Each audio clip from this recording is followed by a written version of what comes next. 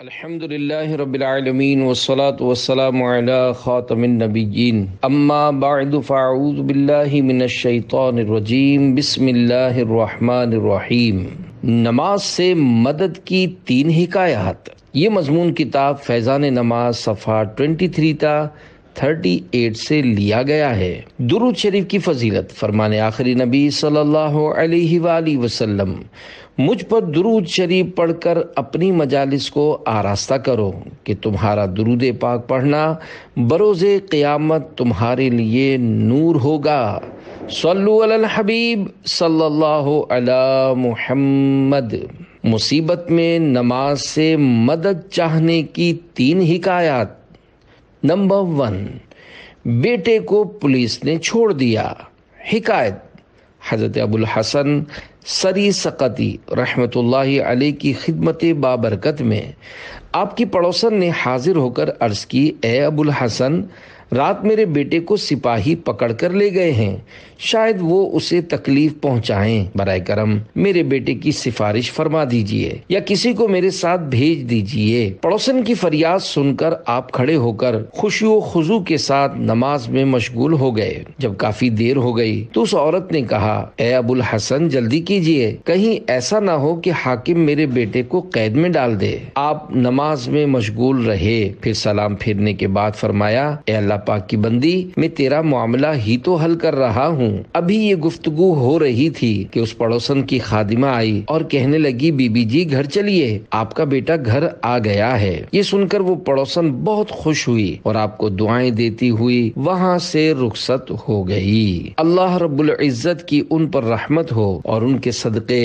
ہماری بے حساب مغفرت ہو، آمین بجاہ خاتم النبیین صلی اللہ علیہ وآلہ وسلم۔ قیدیو چاہو براعت، تم پڑھو دل سے نماز، دور ہو جائے گی آفت، تم پڑھو دل سے نماز۔ صلو علی الحبیب صلی اللہ علی محمد۔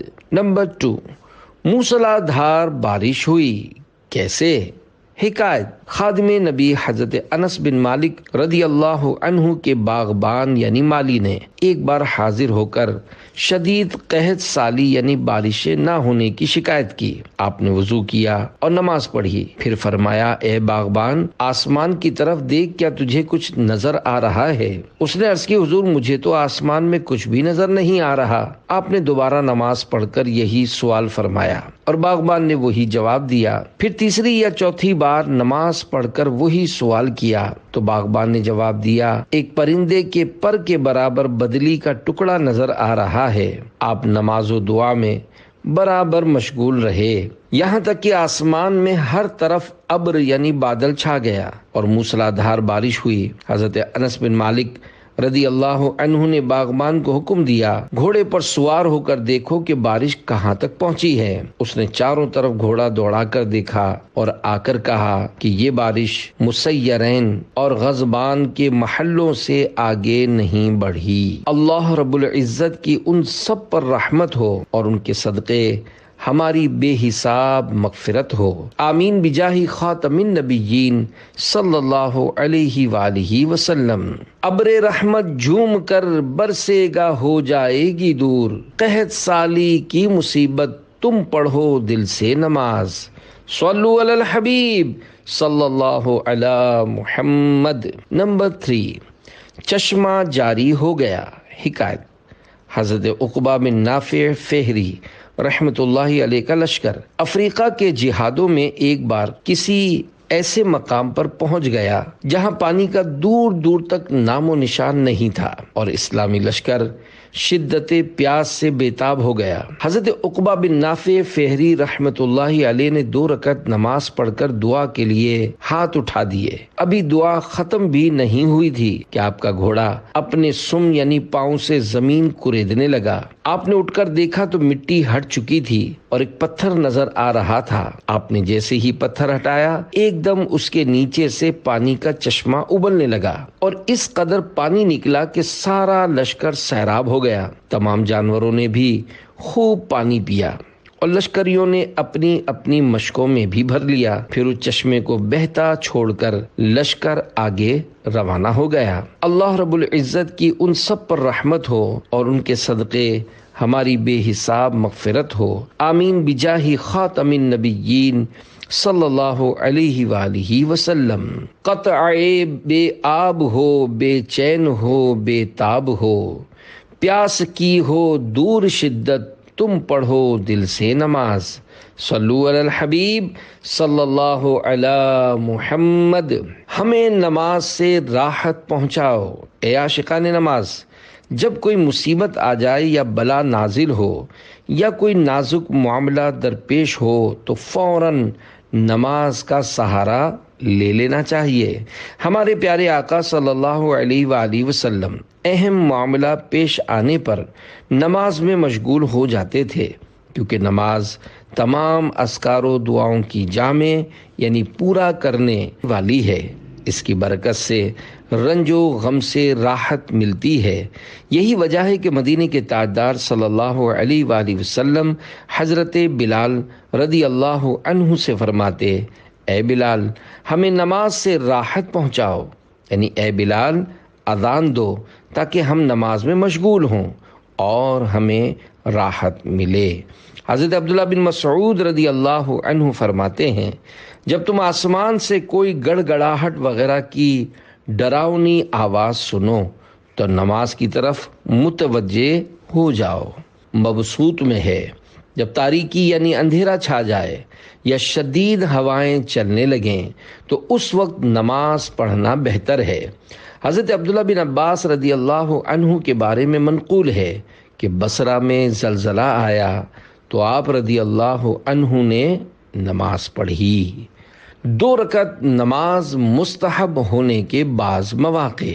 حضرت علامہ مولانا مفتی محمد امجد علی اعظمی رحمۃ اللہ علیہ فرماتے ہیں، تیز آندھی آئے یا دن میں سخت تاریکی یعنی اندھیرا چھا جائے یا رات میں خوفناک روشنی ہو یا لگاتار کثرت سے مینہ یعنی بارش برسے یا بکثرت اولے ہیل پڑیں یا آسمان سرخ ہو جائے یا بجلیاں گریں یا بکثرت تارے ٹوٹیں یا طاعون وغیرہ وبا پھیلے یا زلزلے آئیں یا دشمن کا خوف ہو یا اور کوئی دہشت ناک امر یعنی خوفناک معاملہ پایا جائے، ان سب کے لیے 2 رکعت نماز مستحب ہے۔ تحریر کے دوران جب زلزلہ آیا، حکایت، امام فخر الدین رازی رحمۃ اللہ علیہ فرماتے ہیں، آج صبح پہلی محرم الحرام 602 ہجری کو میں اس کتاب یعنی تفسیر کبیر کے اوراق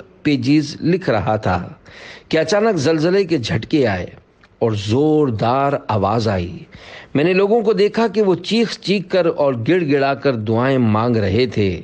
پھر جب زمین پرسکون ہو گئی، خوشگوار ہوا چلنے لگی اور حالات معمول پر آ گئے تو لوگ پھر اپنی حرکتوں کی طرف لوٹ گئے اور اسی طرح فضول اور بیہودہ کاموں میں مشغول ہو گئے اور بھول گئے کہ ابھی وہ تھوڑی دیر پہلے چیخو پکار کر رہے تھے، اللہ پاک کے نام کی دہائی دے رہے تھے اور اس سے گڑ گڑا کر دعائیں کر رہے تھے۔ بندہ مصیبت میں رب کو پکارتا اور پارہ 23 سورۃ الزمر کی آیت نمبر 8 میں ارشاد ہوتا ہے، وَإِذَا مَسَّ الْإِنسَانَ ضُرٌّ دَعَا رَبَّهُ مُنِيبًا إِلَيْهِ ثُمَّ إِذَا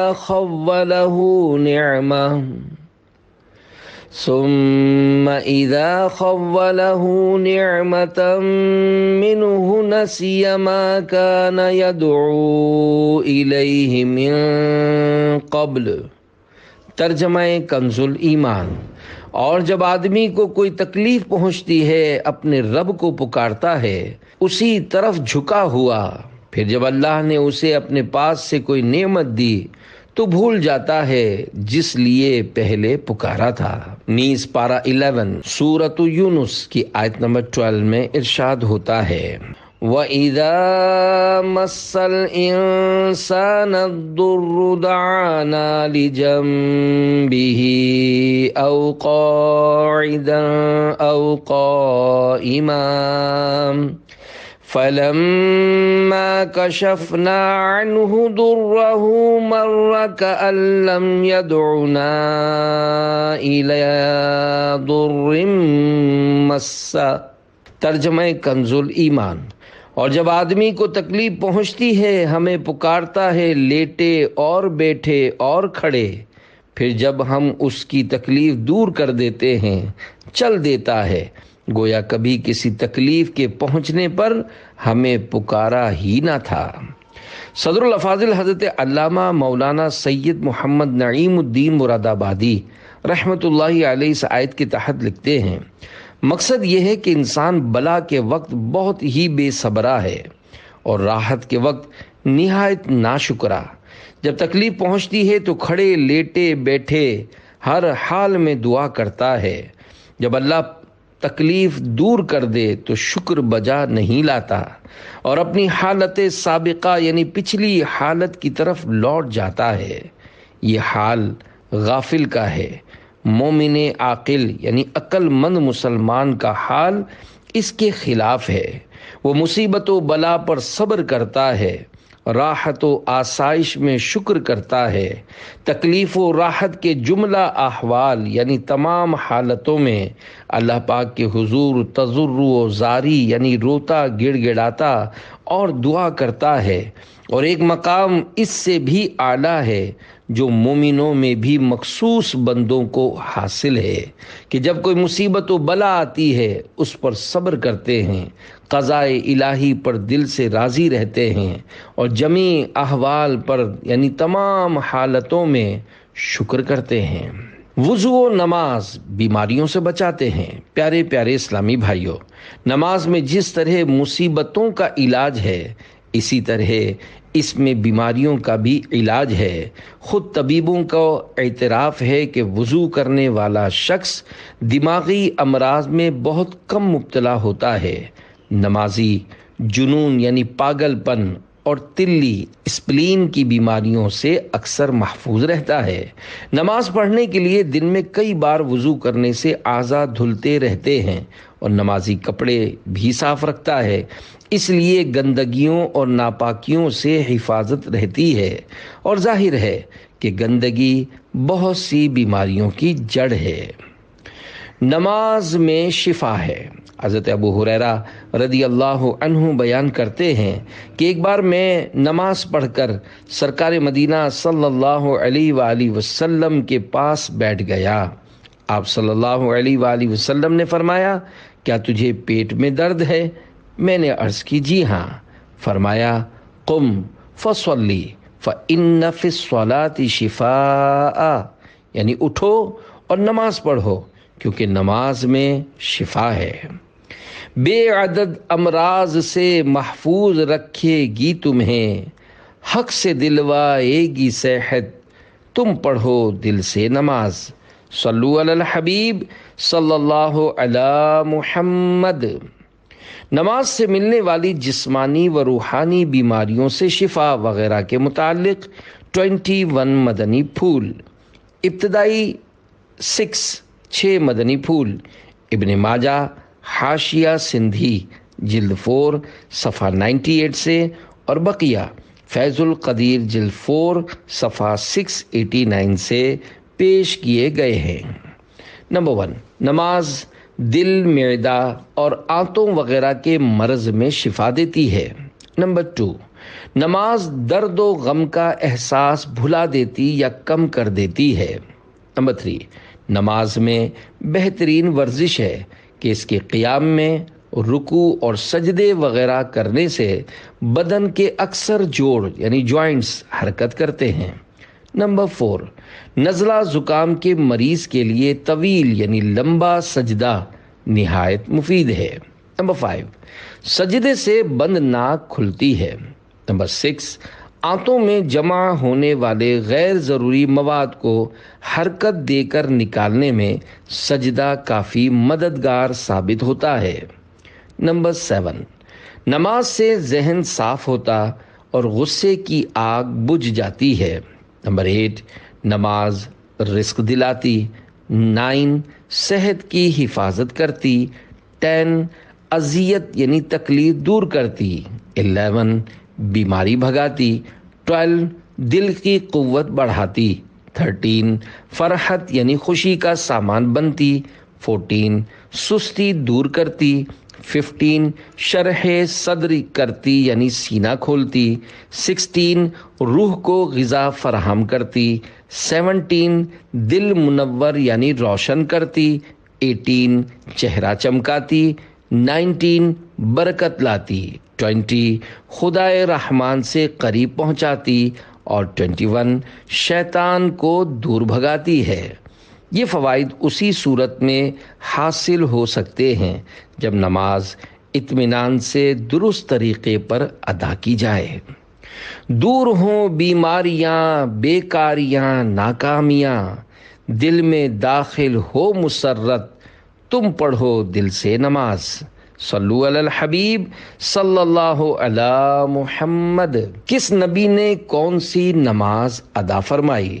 بعض انبیاء کرام علیہم السلام نے مختلف اوقات کی نمازیں جدا جدا مواقع پر ادا فرمائیں۔ اللہ پاک نے اپنے ان پیاروں کی پیاری پیاری اداؤں کو ہم غلامان مصطفیٰ صلی اللہ علیہ وآلہ وسلم پر فرض کر دیا۔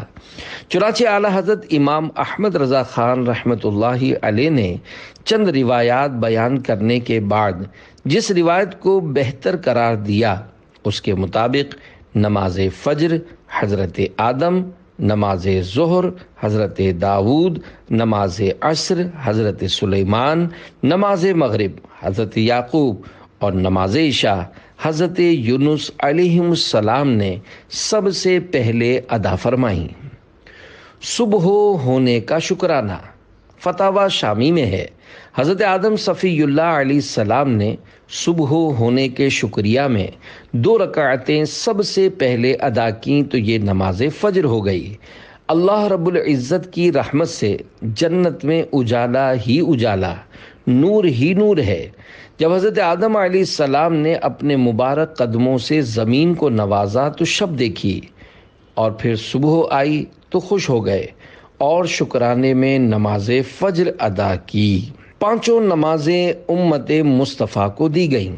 مفتی احمد یار خان رحمۃ اللہ علیہ فرماتے ہیں، اور امتوں کو نماز پنجگانہ یعنی 5 وقت کی نمازیں نہیں ملیں، یہ اس امت کی خصوصیت ہے، یعنی امت مصطفیٰ کو ملی ہیں۔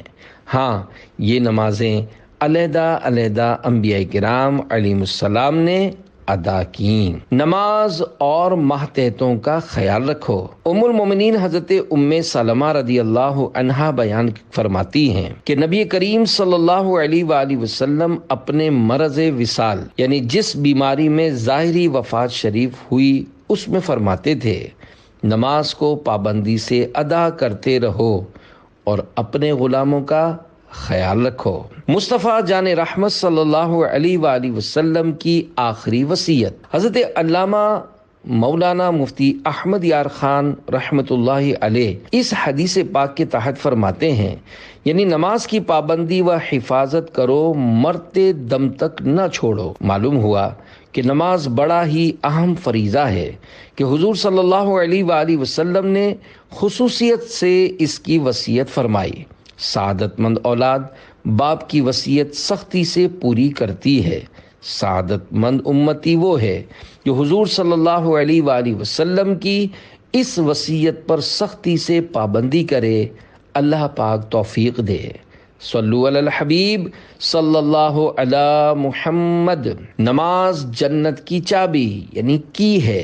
حضرت جابر رضی اللہ عنہ بیان کرتے ہیں کہ اللہ پاک کے پیارے حبیب صلی اللہ علیہ وآلہ وسلم نے ارشاد فرمایا، جنت کی چابی نماز ہے اور نماز کی چابی وضو۔ جنت کے درجات کی چابی۔ حضرت مفتی احمد یار خان رحمۃ اللہ علیہ اس حدیث پاک کے تحت لکھتے ہیں، یعنی جنت کے درجات رینکس کی چابی نماز ہے، لہذا یہ حدیث اس کے خلاف نہیں کہ جنت کی چابی کلمہ طیبہ ہے کہ اس سے مراد وہاں نفس جنت یعنی خود جنت ہی کی چابی مراد ہے۔ اگرچہ نماز کی شرائط بہت ہیں، وقت، قبلے کو منہ ہونا وغیرہ، لیکن طہارت بہت اہم ہے، اس لیے اسے نماز کی چابی فرمایا گیا۔ حضرت شیخ عبدالحق محدث دہلوی رحمت اللہ علیہ فرماتے ہیں، جس طرح دروازہ چابی یعنی کی کے بغیر نہیں کھل سکتا، اسی طرح جنت کا دروازہ بھی نماز کے بغیر نہ کھلے گا۔ اس لیے نماز کو ایمان کے لفظ سے تعبیر کیا گیا ہے۔ چابی کے دندانے، تابعی بزرگ حضرت وہب بن منبہ رحمت اللہ علیہ سے پوچھا گیا، کیا لا الہ الا اللہ جنت کی چابی نہیں؟ ارشاد فرمایا، کیوں نہیں، لیکن ہر چابی کے دندانے یعنی ٹیتھ ہوتے ہیں، اگر تم دندانے والی چابی لائے تو تالا کھل جائے گا ورنہ نہیں کھلے گا۔ صحابی ابن صحابی حضرت عبداللہ بن عباس رضی اللہ عنہما سے جب تابعی بزرگ حضرت وہب بن منبہ رحمت اللہ علیہ کی یہ بات ذکر کی گئی تو آپ نے ارشاد فرمایا، وہب نے سچ کہا، کیا میں تمہیں ان دندانوں کے بارے میں نہ بتاؤں کہ وہ کیا ہیں؟ پھر آپ نے نماز، زکوٰۃ اور احکام اسلام بیان فرمائے۔ عمدۃ القاری میں ہے، اس یعنی جنت کی چابی کے دندانے فرائض و واجبات کا ادا کرنا اور گناہوں سے بچنا ہے۔ ہر مسلمان جنتی ہے۔ اے عاشقان رسول، اگر کسی نے فرائض و واجبات میں کوتاہی یعنی کمی کی اور گناہوں سے نہ بچا مگر ایمان کے ساتھ اس دنیا سے رخصت ہونے میں کامیاب ہو گیا تو وہ جنت میں ضرور داخل ہوگا۔ اللہ چاہے تو اپنی رحمت سے بے حساب ہی جنت میں داخل فرما دے، اور اگر معاذ اللہ گناہوں کے سبب ادا فرمائے تو بالآخر جنت عنایت فرما دے گا۔ مگر ہم جہنم سے پناہ مانگتے ہیں، خدا کی قسم ایک لمحے کا کروڑواں حصہ بھی کوئی جہنم کا عذاب برداشت نہیں کر سکتا۔ کہیں کا آہ گناہوں نے اب نہیں چھوڑا، عذاب نار سے عطار کو بچا یا رب۔ صلو علی الحبیب صلی اللہ علی محمد۔ وضو میں کی جانے والی بعض غلطیاں نیز حدیث پاک کے حصے نماز کی چابی وضو ہے سے وضو کی اہمیت کا اندازہ لگایا جا سکتا ہے۔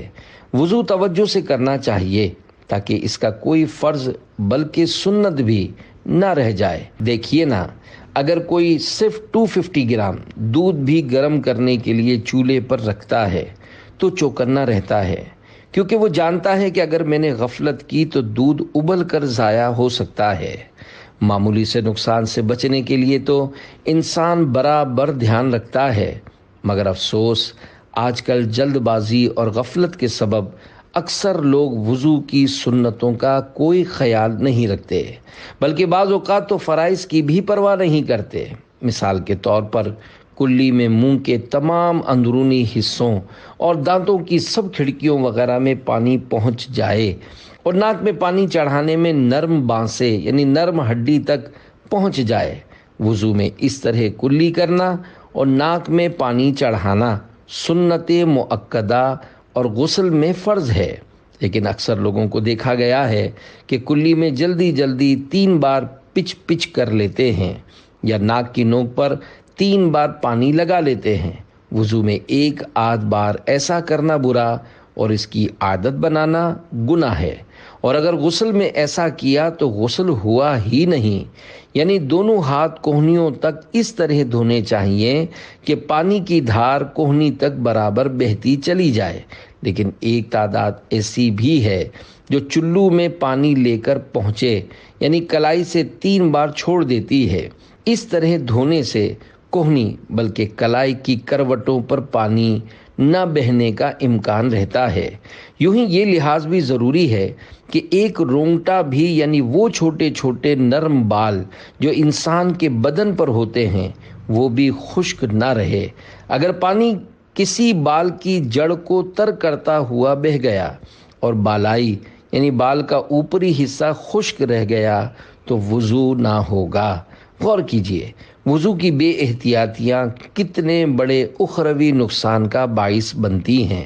وضو کی ضروری معلومات کے لیے مکتبۃ المدینہ کی کتاب نماز کے احکام میں شامل رسالہ وضو کا طریقہ ضرور پڑھیے۔ اگر ایک اسلامی بھائی بھی کوشش کرے تو پیارے پیارے اسلامی بھائیوں، وضو، غسل و نماز کا درست طریقہ سیکھنے اور دنیا و آخرت کی بہت ساری بھلائیاں سمیٹنے کے لیے دعوت اسلامی کے دینی ماحول سے ہر دم وابستہ رہیے۔ آپ کی ترغیب کے لیے ایک مدنی بہار پیش کی جاتی ہے۔ ڈیرہ اسماعیل خان میں مقیم ایک شخص نے اپنی زندگی کا ایک بہت بڑا حصہ علم دین سے دوری کی وجہ سے گناہوں میں گزار دیا۔ ایک دن قریبی گاؤں کے رہائشی ایک مبلغ دعوت اسلامی ان کے گاؤں میں تشریف لائے۔ انہوں نے بعد عصر علاقائی دورہ کیا، نماز مغرب کے بعد سنتوں بھرا بیان کیا اور بیان کے آخر میں انہوں نے ہفتہ وار سنتوں بھرے اجتماع میں شرکت کی ترغیب بھی دلائی۔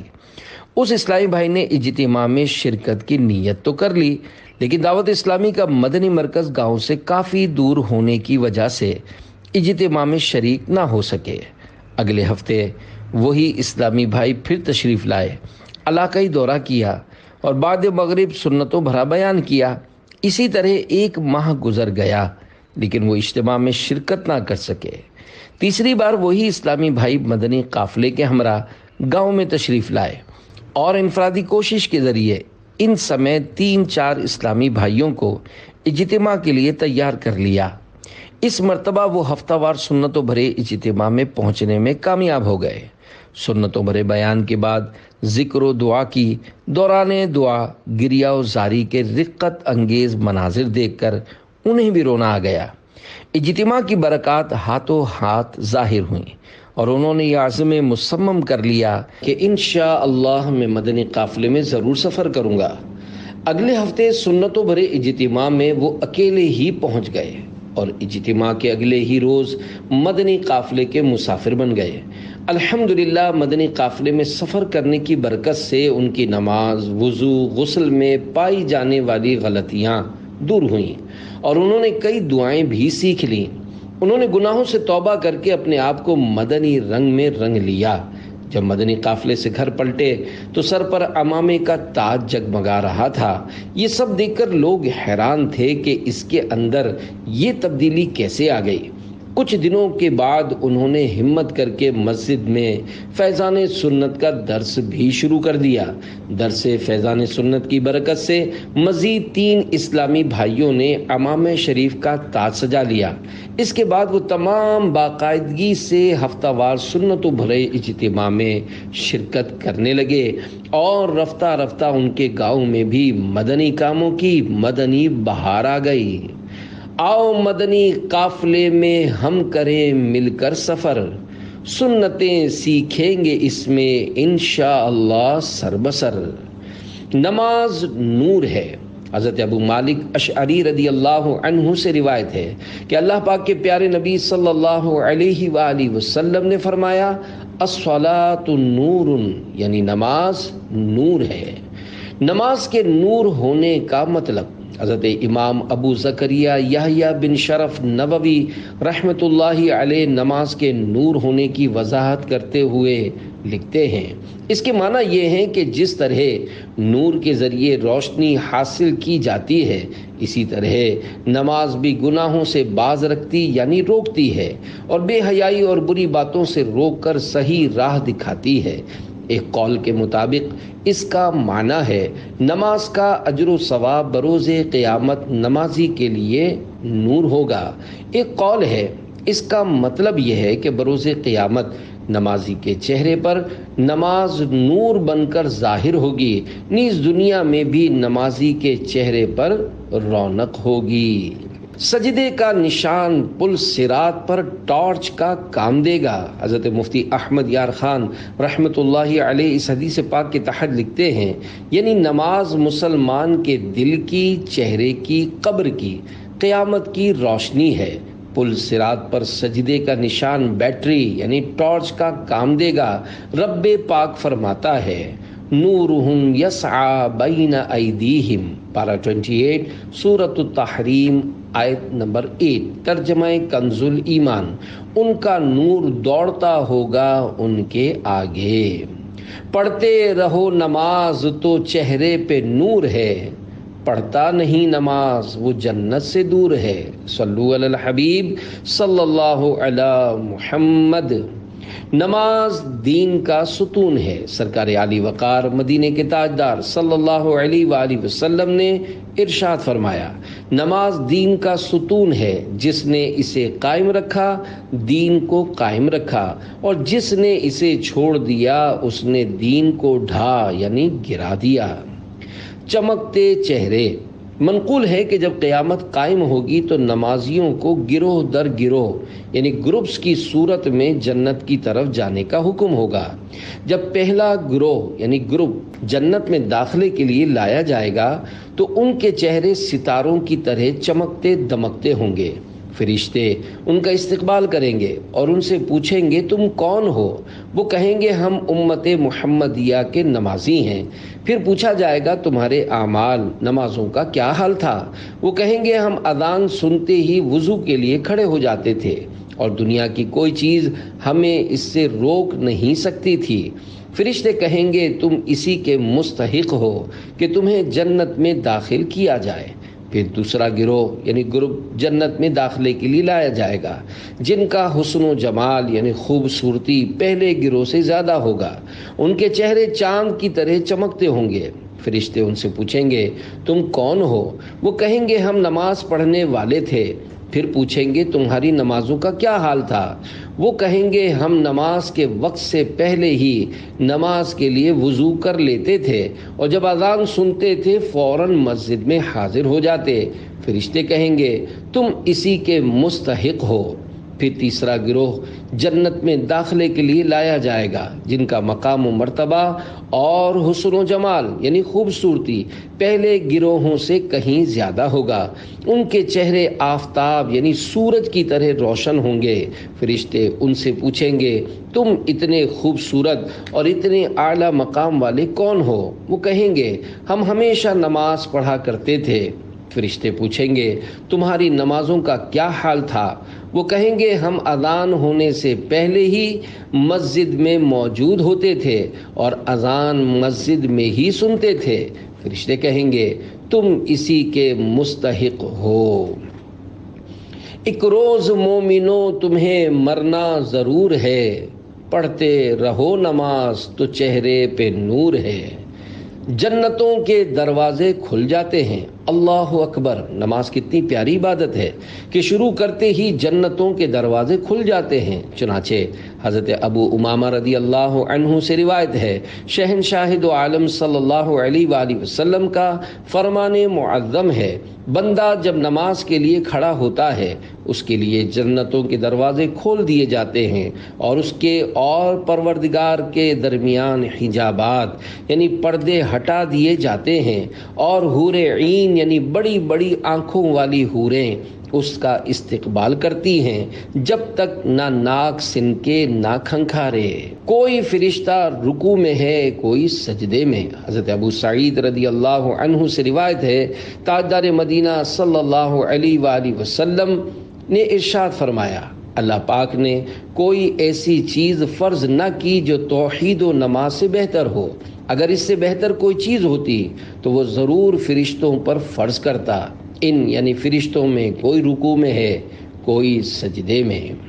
عرش والے فرشتے مسلمانوں کی بخشش مانگتے رہتے ہیں۔ منقول ہے کہ جب اللہ پاک نے 7 آسمان پیدا فرمائے تو انہیں فرشتوں سے بھر دیا۔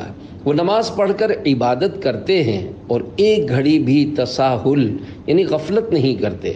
اللہ پاک نے ہر آسمان والوں کے لیے عبادت کی ایک خاص قسم مقرر فرما دی، چنانچہ بعض آسمان والوں پر یہ عبادت مقرر ہوئی کہ وہ سور پھونکنے تک پاؤں پر کھڑے رہیں۔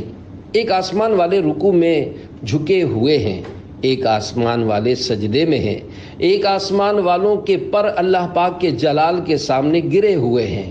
علیین یعنی 7ویں آسمان والے اور عرش والے عرش الہی کے گرد طواف کر رہے ہیں اور اللہ پاک کی حمد و تسبیح کہہ یعنی تعریف و پاکی بیان کر رہے ہیں اور زمین والوں کے لیے دعائے بخشش مانگ رہے ہیں۔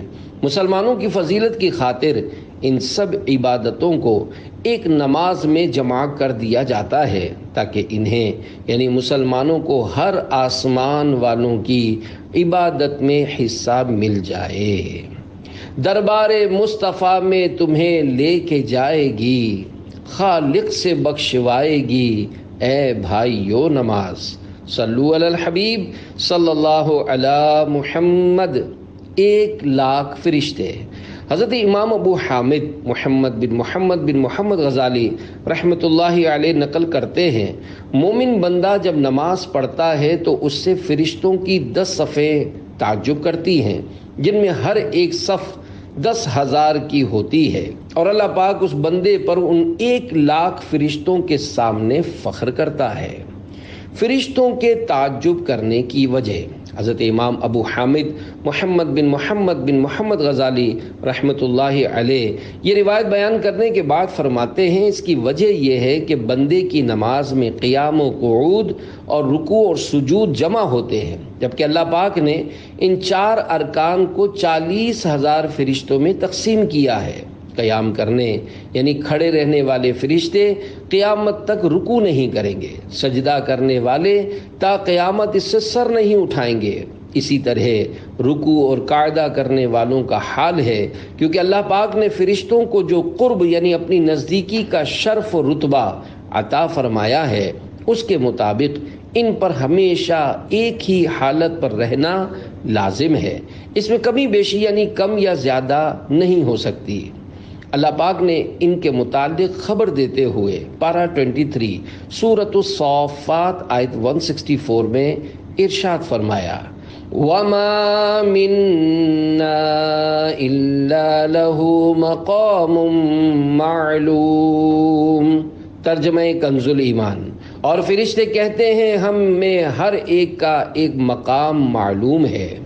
تفسیر صراط الجنان جلد 8 صفحہ 357 تا 358 پر بیان کردہ آیت کریمہ کے حصے وما منا یعنی ہم میں ہر ایک کے لیے ایک تحت ہے، اس کی ایک تفسیر یہ ہے کہ حضرت جبریل علیہ السلام نے حضور سید المرسلین صلی اللہ علیہ وآلہ وسلم کی بارگاہ میں عرض کی، یا رسول اللہ صلی اللہ علیہ وآلہ وسلم، ہم فرشتوں کے گروہوں میں سے ہر ایک کے لیے ایک جگہ مقرر ہے جس میں وہ اپنے رب پاک کی عبادت کرتا ہے۔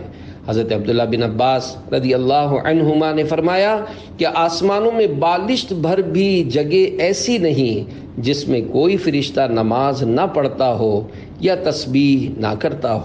نماز نور ہے۔ حضرت ابو مالک اشعری رضی اللہ عنہ سے روایت ہے کہ اللہ پاک کے پیارے نبی صلی اللہ علیہ وآلہ وسلم نے فرمایا، الصلاۃ النور۔